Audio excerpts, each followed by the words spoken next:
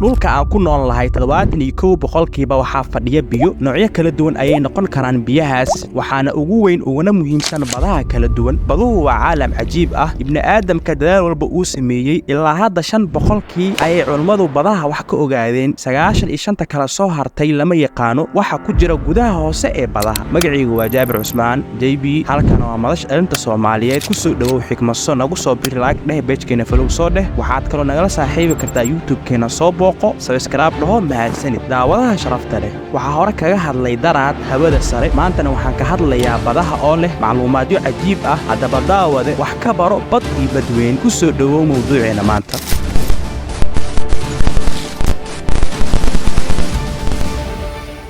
badweyn ama ocean waa biyo dhanaan oo aad u baaxad weyn isla markaana qarya dhulka aan ku noolnahay 3 meelood marka loo dhigo 2 meel ka mid ah marka koowaad daawade waxaa jira 5 badweyn iyo 44 bad aan ku fahansiiyo farqiga u dhaxeeyo badweyn iyo bad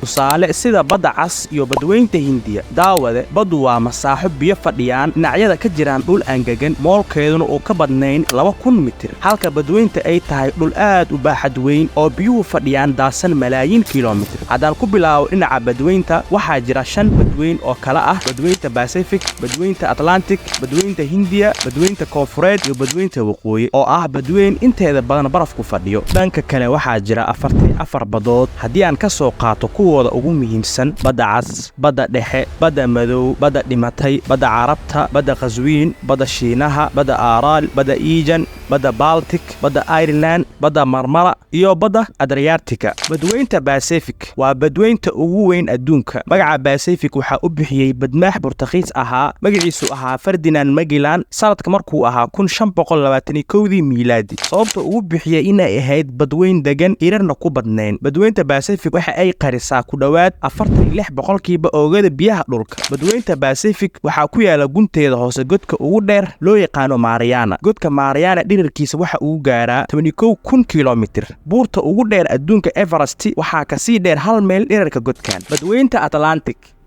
Atlantic ayaa ah tan labaad ugu weyn ee badaha dunida dhan markaana qarya ku fadhisa baaxad ahaan 20% oogada biyaha dhulka waxay daboolaysaa 17% oogada dhulka badweynta Atlantic waxa ku yaala meesha ugu cabsida badan dunida saddex geesoodka Bermuda oo sidoo kale loo yaqaan saddex geesoodka shaydaanka waa mandiqad juqraafi ahaan u samaysan saddex geesood isla eg 1500 kiiloomitir ay dhan walba ka tahay badweynta Hindiya waa badweynta saddexaad ee ugu weyn adduunka taasi oo dhacda bariga qaaradda Afrika iyo koonfurta Aasiya badweynta Hindiya waxa ay daboolaysaa 20% badda dunida iyo 21% guud ahaan dhulka badweynta Hindiya waxa ku yaalo jasiirado caan ah oo wadamo ah sida Madagascar Sri Lanka Maldives Reunion Seychelles iyo Mauritius badweynta koonfureed sidoo kale loo yaqaan badweynta Antarctica waxa ay dhacdaa meesha ugu xigta koonfurta dhulka waxa ay ku taalaa koonfurta dhulka qaaradda barafka Antarctica badweynta Arctic sidoo kale loo yaqaan badweynta waqooyi badweyntan waxay dhacdaa waaxda waqooyi ee adduunka taas oo ku wareegsan gobolka Arctic badweyntan waa tan ugu yar dhammaan 5 badweyn ee adduunka muuqaalkeeda adduunka marka cirka la joogo waxa si fiican loo arki karaa badan oo inta badan cadaan ah sababtoo ah waa baraf inta ugu badan sanadka ugu dambeyn hadii aad ka heshay muuqaalkan like saar share dhe asxaabtaada la wadaag intaan